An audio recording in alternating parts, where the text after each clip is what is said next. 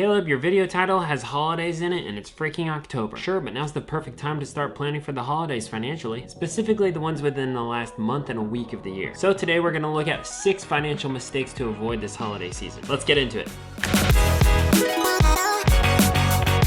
Hello there, my name is Caleb. If this is your first time here and you want to learn how to master your budget and control your finances, then start now by hitting the subscribe button so you don't miss out on anything. Ahoy, the holidays be coming and you don't want to make any terrible mistakes. That was a rough pirate accent with no connection to this video. Think about last Christmas. If you were paying for your Christmas into January and February and maybe even March, you're not alone. Dadgummit. Every time I film, he gets thirsty. According to Value Penguin, 70% of people overspend at the holidays, which is why this little video is going live at the end of October. It gives you 2 months to prepare. So let's get into the first mistake to avoid. Number 1, don't overspend your budget for gifts. Listen, when you aren't in Target in the heat of the moment with a deal sitting right in front of you, you need to sit down and rationally think about all the people that you might want to give gifts to this year. Make a full-blown list. Then put a number next to the name signifying the amount of money that you're willing to spend on them. Now, add it all up and that's your spending number. Do not go over it, no matter how much you want to get a little extra something for someone. The problem is if you do it for one person, chances are you'll do it for more people and then suddenly you're way over budget. To help with unexpected, if you want to and can afford it, you could add an extra 5 or 10% to that number just to cover any people that you might have forgotten or extra gifts you want to get. But definitely don't go over that number, I'm serious. This extra little bit can help cover anything that might be miscellaneous. Number 2, don't give in to the deals, or at least not all the deals. Chocolate milk deals here, lightning deals there. We're bombarded with advertising all day, every day. Just be aware that just because something's on sale doesn't mean it's a good buy. Yeah, but I got a great deal because I signed up for a credit. Don't sign up for a credit card just to get a good deal. You might be able to get an instant $60 Amazon gift card when you're approved for their credit card, but that means you're opening yourself up to acquiring more debt. Guess I'll have to break out the scissors. And speaking of credit cards, number 3, don't use debt to fund your holidays. According to a survey by Magnify Money, about 31% of people took out an average of $1,381 in debt to cover their holiday spending in 2020. Mostly through credit cards, but also through personal loans and store financing like Affirm. Listen, credit cards will bite you, which is why Americans have over $6,000 in credit card debt on average per household. Which is why I want to encourage you to prepare for the holidays now and pay in cash or with a debit card. Oh boy, here we go.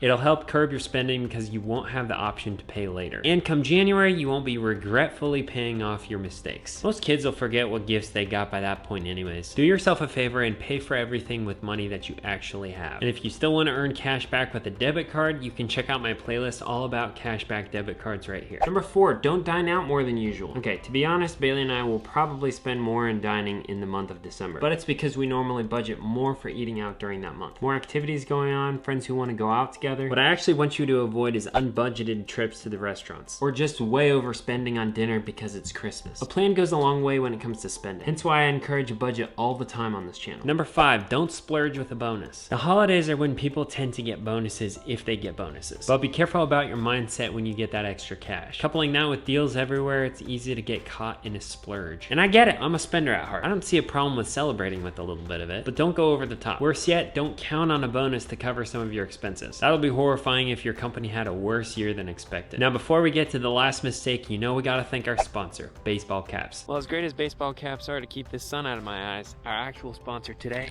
is Canyons. Oh my gosh. Where we at? Canyonlands.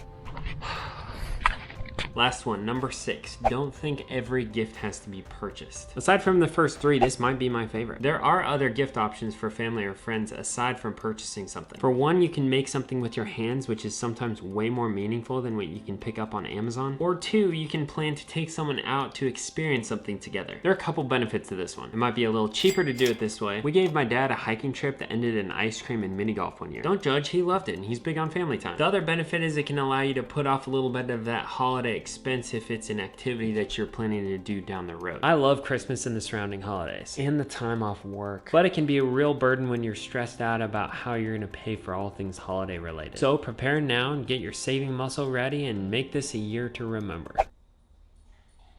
He must be bored when he starts drinking water. Gifts are a lot of fun to give when you don't have to pay them off next month. Now, if you think you need help getting your finances in order for this holiday season, I'd love to help. Just hit the link in the description down below and we'll have a one-on-one conversation about where you're at with your finances. Otherwise, if you like this video, then give it a like because I would really appreciate the support. And you can hit that subscribe button and notification bell if you want. And remember, money doesn't have to be confusing. You can control it. If you're interested in more videos about personal finance, then check out this video up here. And if you'd like to see that playlist all about cashback debit cards, then check out this playlist down here.